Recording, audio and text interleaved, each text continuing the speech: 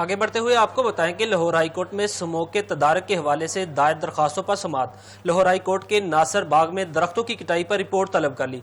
दौरान समाअत member judicial commission ने अदालत को आगाह किया कि नासिर बाग में दरख्त काटे जा रहे हैं। लाहौर हाई कोर्ट के जस्टिस शाहिद करीम ने कहा, मुझे तो ये समझ नहीं आ रही कि बार बार कहने के बावजूद दरख्त कैसे काट जाते हैं। हुकूमत भी कह रही है कि दरख्त नहीं काटे जाएंगे।